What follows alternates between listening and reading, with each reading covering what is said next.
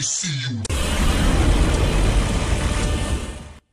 up, Godzilla fans? Gojira5400 here, and today we are going to be doing another My Thoughts video. Now, today my Thoughts video, and in case you guys don't know, that's like kind of my line of things I really like to talk about. Just so you guys know, I have my thoughts on new Godzilla video game, or new Godzilla game. I also have, I actually just recently changed the name. My Thoughts, Godzilla 2014, did we see him enough? So this is just a basic thing where I get to talk about stuff. I really get to share my opinions on some stuff. And what I would really like to do today, though, is share my opinions and thoughts on Anguirus. Now, anybody who has seen my top 10 favorite kaiju, you guys will know that Anguirus is second. I put him as my second favorite kaiju, of course, right next to Godzilla. And the reason why, I will explain. I will also explain why I believe that he should have his own movie. So, right now, we are just going to talk about why he should have his own movie. So, first I want to talk about things that set him apart from other kaiju. First of all, his size. He's very small. He is kind of like a puppy dog, almost. Another one who resembles him, though, is Baragon. But the difference there is that Baragon has, I don't want to say stronger, but he's, I don't know what I really want to say, but just like a GMK, I think he kind of stood a chance there. I mean, you know, of course, Godzilla destroyed him, but I also kind of feel that he stood a chance, and Anguirus would have too. So they're just alike in that way. And that's really the only thing I like with them, though. Now, Anguirus, his roar.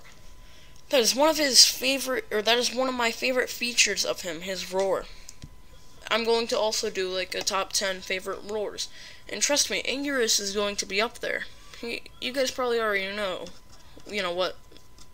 where he's going to be in that. But his roar is, I think, one of the best roars ever created. Also, how he attacks. He has no special projectiles. He's all brute force, and he really has to rely on that. Now, of course, later on they added in that little gimmicky thing where, he curls up into a ball. But still, it's not any lasers or fire, atomic breath stuff, which is kind of gimmicky, and sometimes it works, but sometimes it doesn't, and I think just on Anguirus, it's better off they kept him away from that. Also, just like I said, how he attacks. I love how he's on all fours. That's primarily how he is, on all fours. And how he would attack by that is like, he has to bite on the knees and stuff like that. I don't know, but I've just always loved that about him.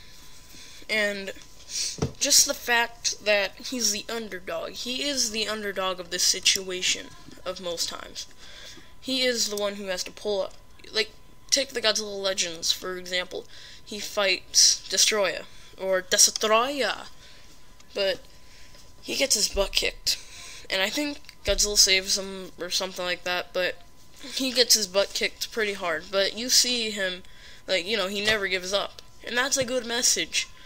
That's something that kaiju movies always really have a message, like Mothra, greed, Godzilla, nuclear holocaust, Rodan. I like to think of it more as love, because the fact that Rodan couldn't live without the other Rodan, so that, he killed himself, or she killed herself, I don't know. But I don't want to talk about Rodan. I think that could be a good message for Anguirus. Never give up. Always keep trying.